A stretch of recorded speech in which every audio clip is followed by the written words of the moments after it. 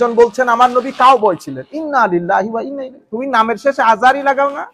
তো তুমি যে আজহার থেকে আসছো এগুলো ধোঁকাবাজি। আপনি আজহারের আকীদা ধারণ করেন, আপনি বুকে হাত দিয়ে বলেন আপনি আজহারের আকীদা ধারণ করেন, অথবা আপনি তো চ্যালেঞ্জও করতে পারেন। হ্যাঁ, হাউ ডেয়ার আপনি এই কথা বলছেন, চ্যালেঞ্জ করছে আমি আজহারের আকীদা ধারণ। আপনি আজহারের আকীদা ধারণ করেন না, কারণ আপনি যেই তফসির গ্রন্থ থেকে তফসির করেন আজহারে ওই তফসির ব্যান, আজহারে ওই তফসিরের বই ব্যান। আপনারা বুঝতে পেরেছেন? আচ্ছা, এটা একটা খারিজি মাইন্ডসেট। যেমন আমি কি বললাম এখন, কাউবয়, আমার নবী কাউবয় ছিলেন, আমার নবী ধনী ছিলেন না। আয়েশাকে, খদিজাকে আমি কখনো বলবো না আমার নবী খদিজাকে বিয়ে করে যে খদিজা আমার নবীর বউ। লা হাওলা ওয়ালা কুওয়াতা ইল্লা।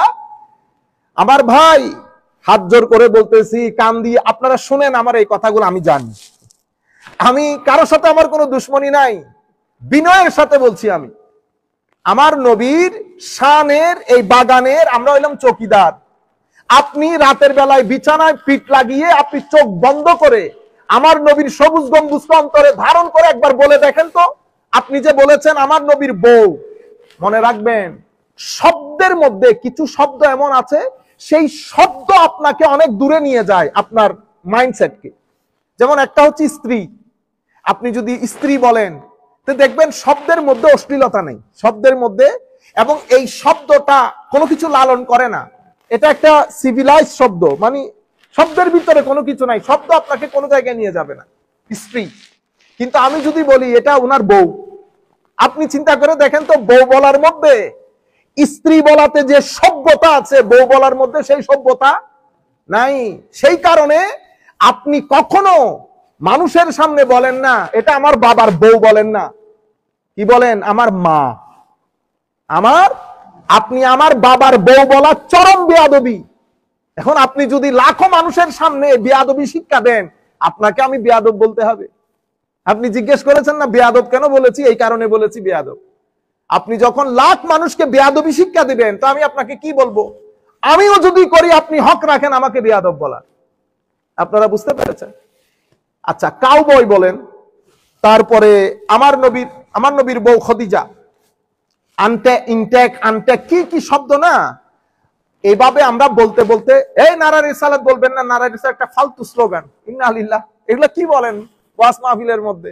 এখন আমরা দেখি আমার নবীর শানে এই শব্দ চয়ন গুলা। আচ্ছা, আরো আমাদের দেশের মূল সমস্যা কোথায়? আপনি যদি রাজনৈতিক সভা করেন তো আপনি মানুষকে বলে দেবেন, আমাদের দেশে এই যে এইটিজম, সেকুলারিজম, এগুলা প্রমোশনের পেছনে মূল ভূমিকা যারা পালন করেছে তার মধ্যে অন্যতম ভূমিকা হচ্ছে আলেম উলামা। আলেম উলামা। আমরা কি করি? আমরা আমাদের প্রয়োজনের স্বার্থে ধর্মটাকে ব্যবহার করি। আপনি চেতে উঠবেন, যেমন আপনি বলতেছেন না হুজুর ওনারা কোরআনের মাহফিল বন্ধ করে দিয়েছে, কাফের হয়ে গেছে, ইন্না লিল্লাহ। আপনি বলতেছেন কোরআনের মাহফিল, আপনি কোরআনের মাহফিল তো তাফসীর করেন নাই, রাজনীতি করেছেন। কি করেছেন? রাজনীতি। বাংলাদেশে এটা গত 40 বছর ধরে হচ্ছে।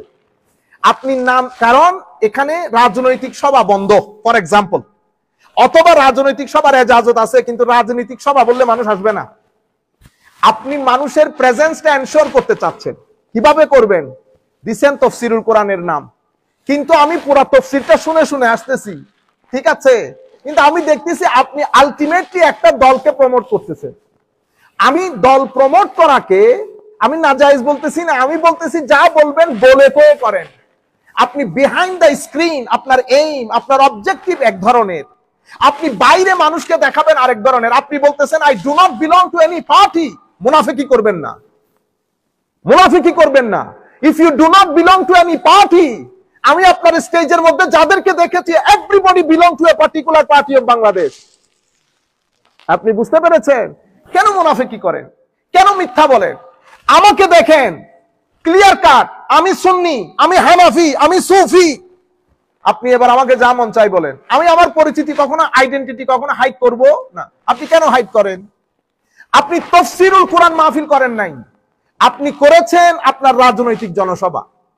বুঝতে পেরেছেন? কিন্তু তবু আমরা বলছি তাফসীরুল কোরআন মাহফিল করেন আপনি আপনার মনের মতো করে, আমাদের কোনো অসুবিধা নেই।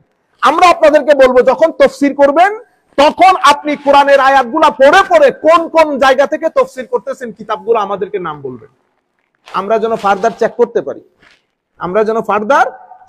এটা আমাদের বিনয়ের সাথে আরজ। আরেকটা বিনয়ের সাথে আরজ করব, আপনি রাজনৈতিক সভা তাফসীরুল কোরআনের নাম দিয়ে করবেন না। কেন? কারণ এটা আমাদের দেশে এইথিজম এবং সেকুলারিজমের প্রমোশনের ক্ষেত্রে একটা গুরুত্বপূর্ণ ভূমিকা পালন করে। তখন মানুষ কি বলে, এরা দিনকে নিজের স্বার্থে কি করে, ব্যবহার করে। আপনারা বুঝতে পেরেছেন? 2 3 নাম্বার, আপনি যখন আমার নবীর শানে কথা বলবেন, বিনয়ের সাথে বলছি, হাত জোর করে বলছি, খবরদার আমার আল্লাহ, আমার নবী, সাহাবায়ে কেরাম যেই আদর্শ শিক্ষা দিয়েছেন আমরা যেন সেটা ক্রস না করি। আপনি নিজে একবার চোখ বন্ধ করে বেটা চিন্তা করে দেখেন তো, কাউবয় যে কথাটা বলেছেন আপনার ঈমান থাকার কথা কিনা।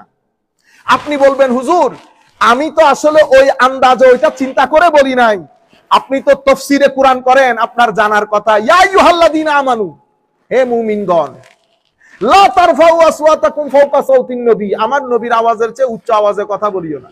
ওয়ালা তাজহারু লাহু বিল কাউল কাজাহরি বাদিকুম লিবাদিন, তোমরা পরস্পরের মধ্যে যেভাবে সম্বোধন করে কথাবার্তা বলো সেটাও বলিও না। এখানে আমার আল্লাহ মুমিনদেরকে বলেছেন। তো মুমিনরা কি আমার নবীর শানে বেয়াদবি করার জন্য বলে? কোন শব্দ যদি ব্যবহার করতো বেয়াদবি করার জন্য করেছে? আমার আল্লাহ তো বেয়াদবির কথা বলছে না, বলছে আমার নবীর শানে শব্দ অ্যাপ্রোপ্রিয়েট হওয়া চায়। যাই হোক, আমরা